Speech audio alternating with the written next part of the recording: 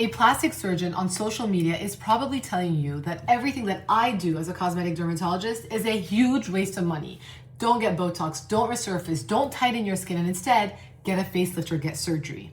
I'm here to tell you today that the person who's paying for that opinion is your face. Any extreme is a bad idea. Today we're going to be covering what changes in your face decade by decade, and it happens that 1 out of 3 things is what a facelift fixes. Only one. Someone in my own family recently had a facelift, but 6 months later she had her jowls reappear, but her facelift was still excellent, and I'll tell you why. What to do in your 30s, 40s, and 50s so that you can prolong the phase of that life and do less. So let's jump in. Your face is like a couch. The wooden frame is your bone structure. The stuffing is your fat, your muscles, and your collagen, and the fabric of your couch is your skin. But this is what nobody is telling you. A facelift is a solution to get rid of that excess fabric once the structure of the couch shrinks. That is what it does. It removes excess skin and repositions your fat, basically tightening fabric over an old frame. Sorry. But it doesn't give you back fat. It doesn't help with your bone structure. It doesn't help with your skin quality, pigment, texture, tone. That is where skincare and in-office procedures can still make a big difference for you. So I want you guys to keep this in mind as we go through the 4 peaks of life when your face actually shifts. Now, just to mention, these 4 peaks I've noticed anecdotally through myself, my own life experiences, and my patients as well. The last 2 have now been proven by science. We love that, but the first 2 are still anecdotal through my own experience. But the first peak happens in your late 20s to early 30s, where over the course of 6 months, something shifts in your face and you can't put your finger on it. You are losing about 1% of collagen a year starting in your late 20s, and that is the stuffing of your couch, and a facelift does nothing for that. The second peak happens in your late 30s, and it happens a little bit faster and people get more frightened, but over the course of a month or so, the tail of our brows start to drop more, our cheeks get a little bit flatter, and we start to notice the beginnings of a dreaded jowl. This is because in addition, your bone density is starting to change, plus we continue to lose collagen and our hormones are starting to shift. Thank you, perimenopause. And this is the frame and the stuffing of the couch, and a facelift does nothing for that either. The third peak is in your mid to early 40s, around 44 to be precise, when your face shifts overnight and you wake up and you don't really recognize yourself because your fabric has given way and you notice your elasticity is kind of going.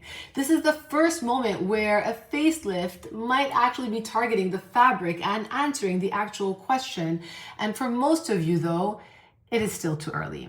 And the 4th peak, I will say, is around your early 60s, where we have the frame, the stuffing, and the fabric all at once are shifting, and that is when it's time for a facelift. And now it's time for some math, because how long does a facelift actually last? And I'm not asking you how long does a facelift look good for. I'm asking you how long until you're back to where you started. There was a 30-year study of deep plane facelifts where the average duration was 10.9 years. If you did the facelift before 53, you might get an extra year or so, but that is about it. So if you're getting a facelift at 35 and reconsidering a lift, it will last you till you're about 47, and then probably not again until you're about 59, and then probably not again until you're about 68.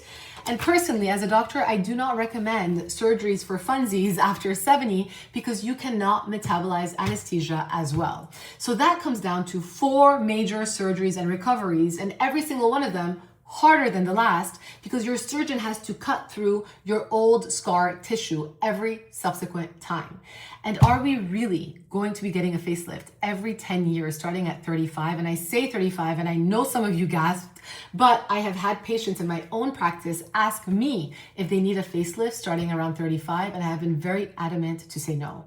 And this, my friends, is the multiplication and the viewpoint that you have to have that is never put on a consultation form in a plastic surgeon's office.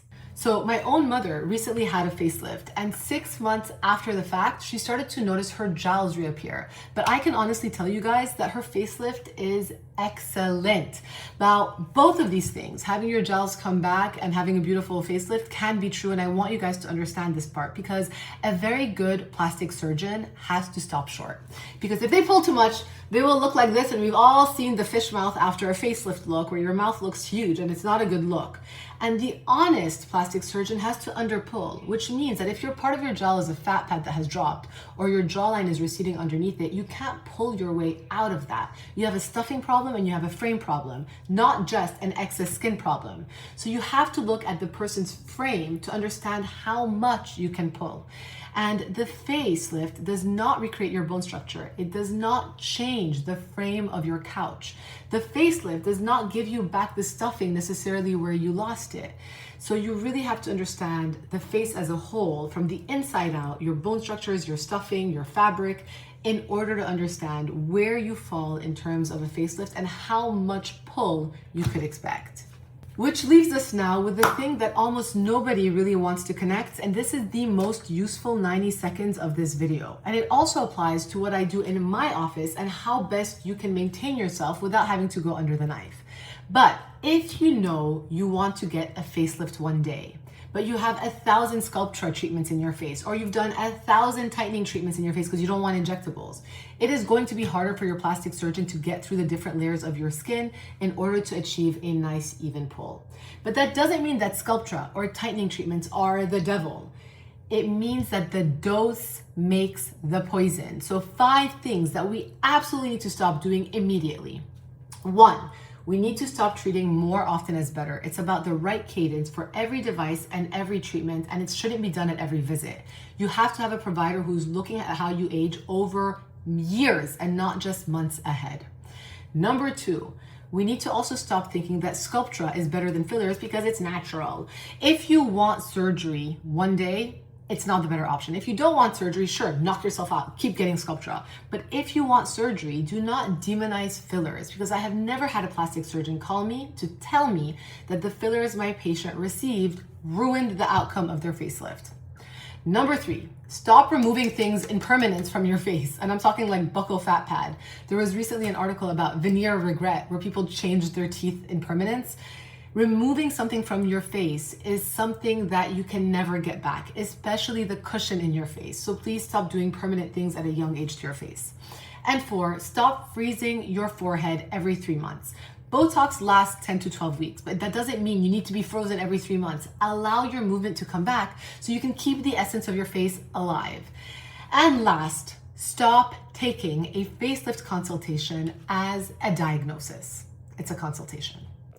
Now for the elephant in the room, and I'm talking about social media because we haven't addressed how social media plays into all of this. The social media algorithm is based on fear, and what I truly hate particularly is men who are prying on women's insecurities, putting us down because we're trying to help ourselves, and then selling us something bigger, more expensive, and less reversible because that is now the gold standard.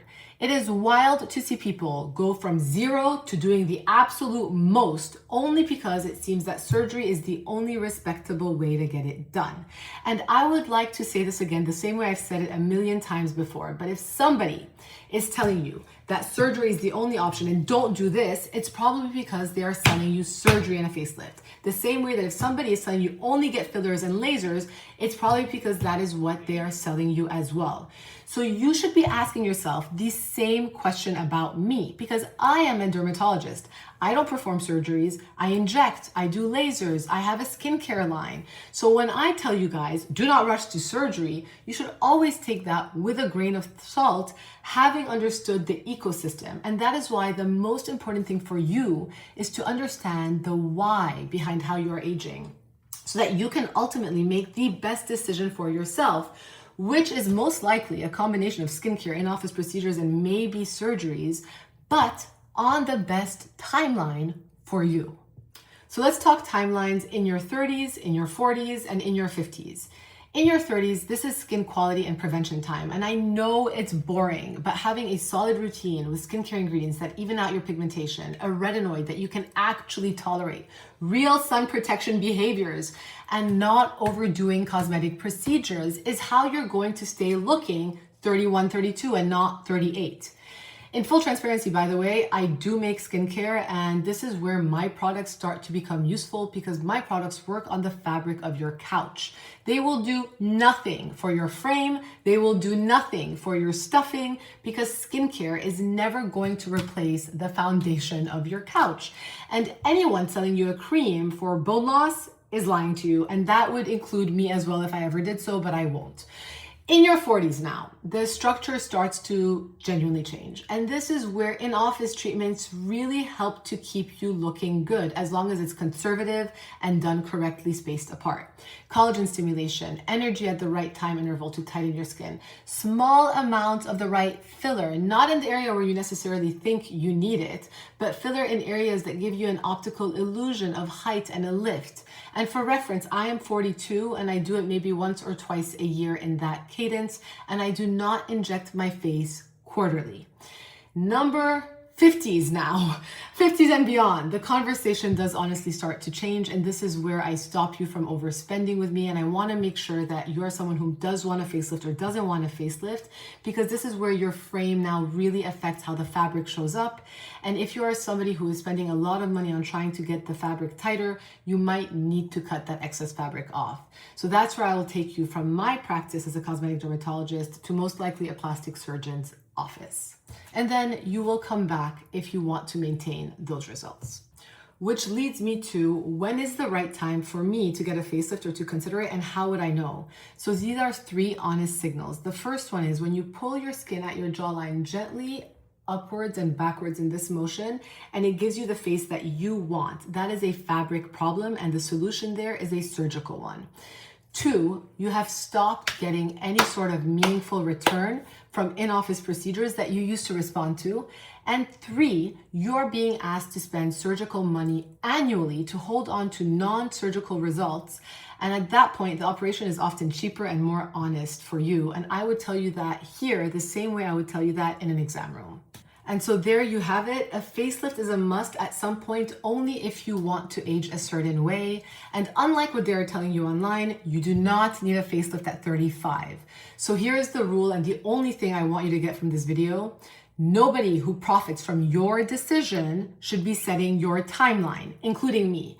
So go look at your faces and work out which one of the 3 is actually bothering you. Is it the frame, the stuffing, or the fabric? If it's the fabric, then one day maybe surgery. But if it's the other 2, surgery was never going to help you in the first place. And anybody who is telling you that has something to sell. I'm Dr. Shereene Idriss. I hope you guys enjoyed this video, and I hope you have a beautiful Saturday.